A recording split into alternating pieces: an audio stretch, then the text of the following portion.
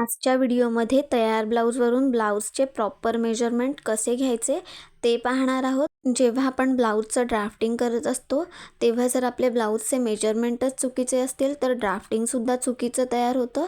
त्यामुळे आपला blouse fail जातो. ह्या सगळ्या चुका टाळण्यासाठी आजचा व्हिडिओ शेवटपर्यंत नक्की पहा. ब्लाऊजची मापं घेण्यापूर्वी ब्लाऊजला इस्त्री करून घ्या, जेणेकरून कुठे चुण्या असतील तर त्या मोडल्या जातात आणि मापं घ्यायला सोपं जातं. तर व्हिडिओच्या शेवटी मी काही महत्त्वाच्या गोष्टी सांगणार आहे, त्यामुळे व्हिडिओ स्किप न करता पहा. इथे पाहताय जे आपण ब्लाऊजवरून मेजरमेंट घेणार आहोत ते इथं मी लिहून घेतले आहेत.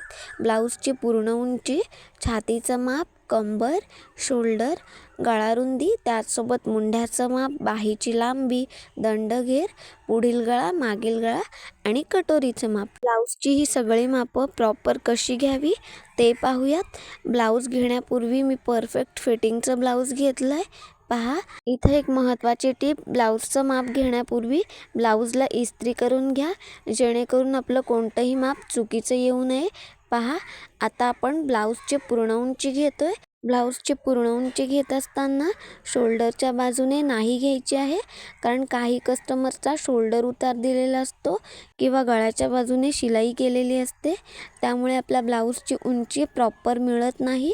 त्यामुळे नेहमी बाहीच्या अगदी बाजूने इथे आपल्याला पूर्ण उंची मोजायची आहे. इथं पाहताय शोल्डरच्या बाजूने पूर्ण उंची मोजतोय. शोल्डरच्या इथे बरोबर घट्ट टेप पकडा. त्यानंतर खालच्या साईडने कापड आणि टेप खेचून घ्यायचे आहे. पहा, इथे आपल्या ब्लाऊजची पूर्ण उंची 12.5 इंच येते. कोणत्याही ब्लाऊजची पूर्ण उंची नेहमी अशाच पद्धतीने घ्यायची. तर इथं आपण ब्लाऊजची पूर्ण उंची 12.5 इंच लिहून घेतोय. त्यानंतर छातीचं माप घेऊया.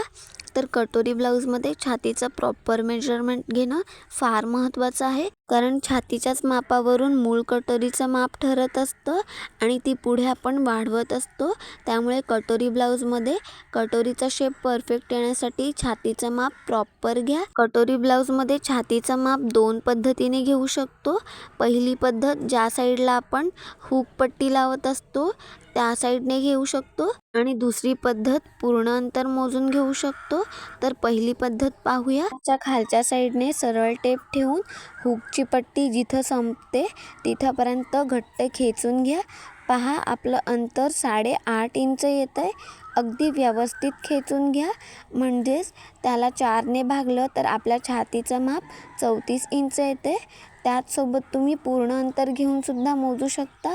पहा, इथे मी अगदी व्यवस्थित पट्टी खेचून घेतली आहे. इथे आपला एका बाजूचं अंतर येतं आहे 17 इंच, म्हणजेच त्याला 2ने भागल्यानंतर आपल्या छातीचं अंतर येतं आहे 34 इंच. तुम्हाला कोणती पद्धत सोपी वाटते त्यानुसार छातीचं मेजरमेंट घेऊ शकता. इथे आपण छातीचं मापसुद्धा लिहून घेतलं. आता कमरेचं माप कसं घ्यावं ते पाहूयात. आता आपण कमरेचं माप मोजतोय, त्यासाठी ब्लाऊजचे हुक खोलून घ्यायचे आहेत. कमरेचं माप घेत असताना काही महत्त्वाच्या गोष्टी लक्षात घ्या.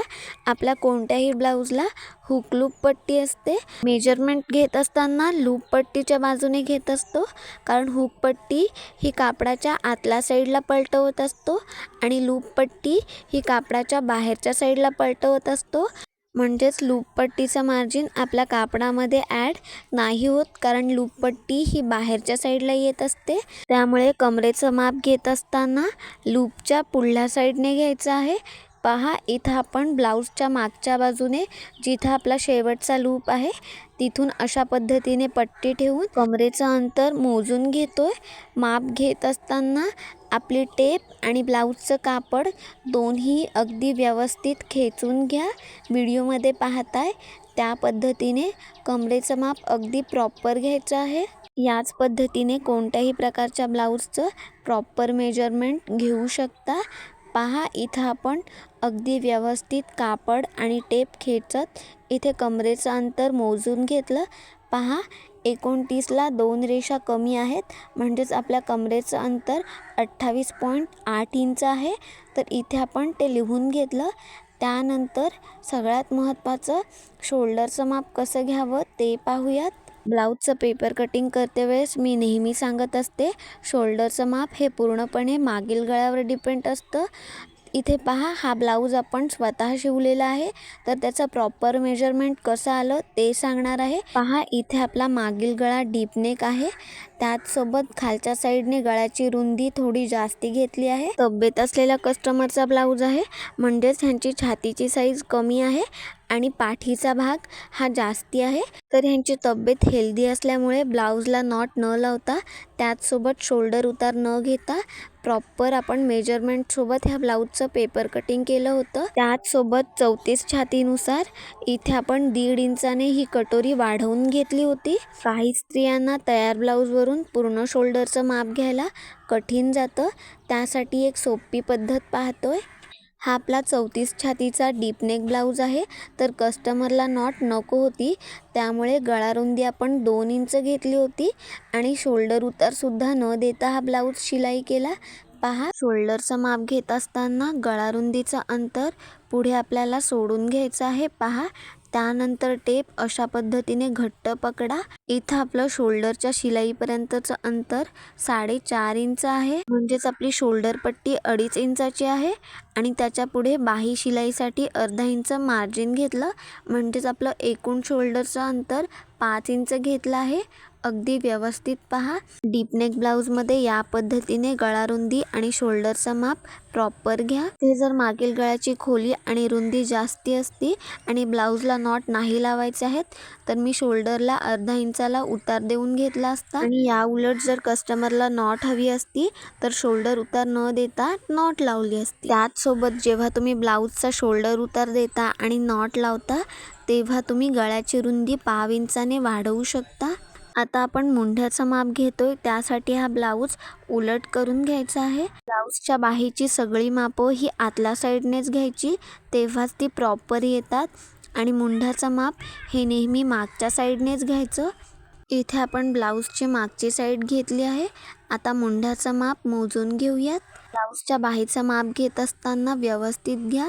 जर इथे चुण्या असतील तर इस्त्री फिरवून घ्या. इथे आपण मुंढा खोलीचं अंतर कसं घ्यायचं ते पाहतोय. टेप सरळ रेषेत अशा पद्धतीने ठेवा. आता इथं आपण पट्टीचा वापर करतोय. आपली पट्टी आणि टेप सरळ रेषेत ठेवा.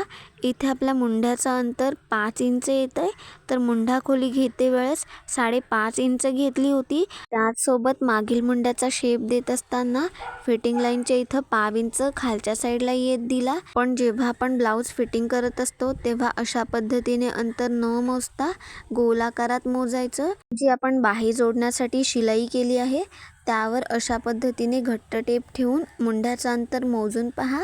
इथे आपलं मुंढ्याचं अंतर 7.25 इंच आलं आहे, तर 34 छातीनुसार हे मुंढ्याचं अंतर परफेक्ट आहे. तर इथे आपण हे अंतर लिहून घेतोय. त्यानंतर बाहीची उंची मोजूयात. त्यासाठी शोल्डरच्या इथून बाही अशा पद्धतीने सरळ रेषेत ठेवा. जिथे आपण बाही जोडताना शिलाई केली आहे तिथून अशा पद्धतीने सरळ रेषेत टेप ठेवा. कापड आणि टेप खेचून घ्या. पहा, इथे आपल्या बाहीची उंची 5.25 इंच आली आहे. आता हे बाहीचं मेजरमेंट पेपरवर लिहून घेतोय. 5.25 इंच म्हणजेच 5 आणि 2 रेषा. त्यानंतर दंडघेराचं माप मोजतोय. तयार बाहीच्या दंडघेराचं कापड व्यवस्थित खेचून घ्या. पहा, त्यानंतर वरच्या साईडने सरळ रेषेत टेप ठेवत कापड आणि टेप हलक्या हाताने खेचून घ्या. इथे आपल्या बाहीचा दंडघेर 5.5 इंच आला आहे, तर इथे आपण तो लिहून घेऊयात. त्यानंतर पुढील गळ्याचं अंतर मोजतोय. इथं आपण आतल्या साईडने ब्लाऊजच्या बाहीची सगळी मापं मोजून घेतली. आता हा ब्लाऊज बाहेरच्या साईडला पलटवून घ्यायचा आहे, म्हणजेच सरळ करून घ्या. पहा, त्यानंतर आपण पुढील गळ्याचं अंतर मोजतोय. पुढील गळ्याची खोली मोजत असताना जी आपली शोल्डरची शिलाई आहे तिथून खालच्या साईडला सरळ रेषेत टेप ठेवा. पहा, अशा पद्धतीने आपण पुढील गळ्याची खोली मोजून घेतोय. आपला पुढील गळा 6 इंच आहे. पुढील गळ्याचं अंतरसुद्धा प्रॉपर घ्यायचं आहे, कारण जर तुम्ही चुकीचं घेतलं तर शोल्डरसुद्धा उतरतात आणि कटोरीचा शेपसुद्धा बिघडतो. आता आपण मागील गळ्याची खोली मोजतोय. त्यासाठी मागील भाग अशा पद्धतीने व्यवस्थित पलटवून घ्या. आता शोल्डरच्या इथून खालच्या साईडला सरळ टेप ठेवा. इथे पहा आपल्या मागील गळ्याची खोली 8.5 इंच आहे. मागील गळ्याची खोली मोजत असताना अशा पद्धतीने सरळ रेषेत पट्टी ठेवा. तुम्हाला मागील गळ्याची खोली मोजायला सोपं जाईल. ब्लाऊजच्या वरच्या साईडने गळ्याची रुंदी 2.25 इंच घेतली होती. पहा अशा पद्धतीने तुम्ही मागील गळ्याचा प्रॉपर मेजरमेंट घेऊ शकता. तर ब्लाऊजच्या उंचीनुसार मागील गळ्याची खोली 8.5 इंच आहे. म्हणजेच आपला हा ब्लाऊज डीप नेक आहे. त्यानंतर कटोरीचं माप घेतोय. ब्लाऊजवरून कटोरीचं माप घेत असताना ज्या साईडला आपले हुक असतात त्याच साईडने घ्यायचं, तरच आपलं माप परफेक्ट येतं. आता जिथून आपण कटोरी जोडली आहे तिथून हुक पट्टीपर्यंत अशा पद्धतीने कापड खेचून घ्या. सरळ रेषेत टेप ठेवली. पहा आपल्या 34 छातीच्या कटोरीचं माप 5 इंच आलं आहे. व्यवस्थित अशा पद्धतीने टेप पकडा आणि सरळ रेषेत ठेवा. 34 छातीनुसार हे कटोरीचं परफेक्ट मेजरमेंट आहे. जर तुम्हाला अशा पद्धतीने जमत नसेल तर फॉर्म्युलानुसार कशी काढावी ते पाहूयात. कटोरीचं माप काढण्यासाठी पूर्ण छातीचं माप घ्यायचं आहे. म्हणजेच आपली छाती आहे 34 इंच. तर इथं आपण लिहून घेतोय. कटोरीचं माप काढण्यासाठी छातीला 6ने भागायचं आहे.